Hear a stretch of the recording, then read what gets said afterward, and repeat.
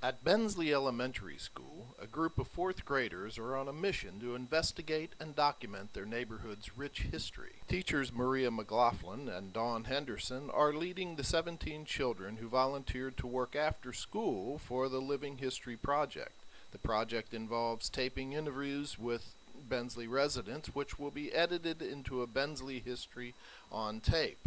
They're also creating a book with photos and information about the neighborhood. How did you get to school? Did I get to school? Or I think maybe about my kids. They used to ride the school bus when they lived, well, they still live at home. When they went to school here, they rode the school bus. Why is this neighborhood so important? Well, I think any neighborhood is important to the people that live in it. It's a great place to live, has really nice people in it. It's a thriving community. When I first moved here in '86, different parts of the park built in different time periods, but I don't remember exactly when the building was built, but the Civic Association actually was a big part of getting the park built, and all that was occurring in like 1986, 1987, somewhere in there, 88. Where is the oldest house in the neighborhood still standing? The oldest house in the neighborhood is, I don't think I have a picture of it. It's, I'm trying to think of the name of the house. It's the one that's over by the park. Glen Connor, that's the name of it. Its name is Glen Connor. It's on Swineford Road. And the next oldest house would be the Stubbs house, which is this one right here. It's a White House one. Why is there a trolley stop on Sherborne Road and Jefferson Davis Highway?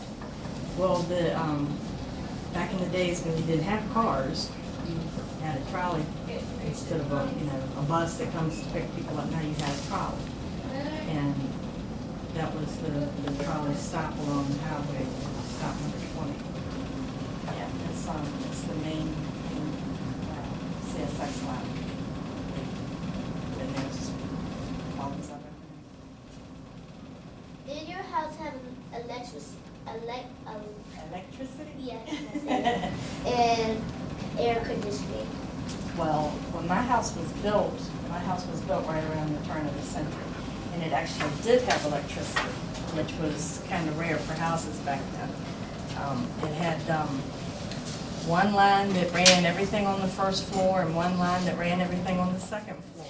Everybody's always said whenever a child is born, Miss Willis shows up. So sure enough, first child was born, and I had a cradle that I had got from a friend of hers.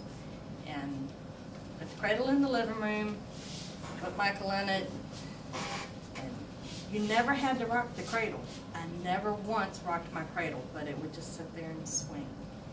And it was really hot. He was born in August, and I didn't have an air conditioner in the house, and my husband was on the back deck grilling.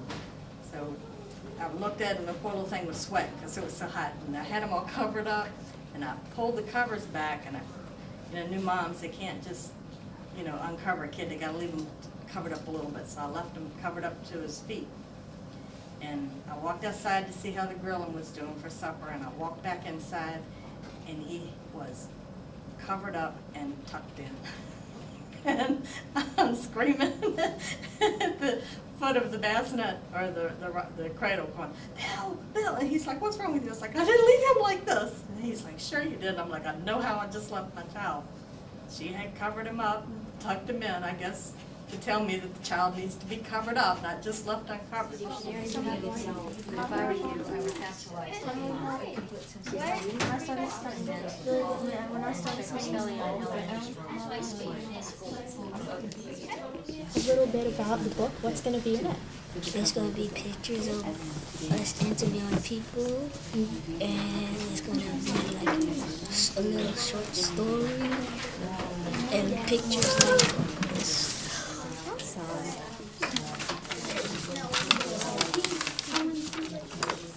What it says? Celebrating. And this says, what does it say? See you there? See you where? See you there, like this. Like it's an invitation? But remember, this is the color of the book. So do we want to say see you there? Or do we want to say something else? I like the blue. Say like.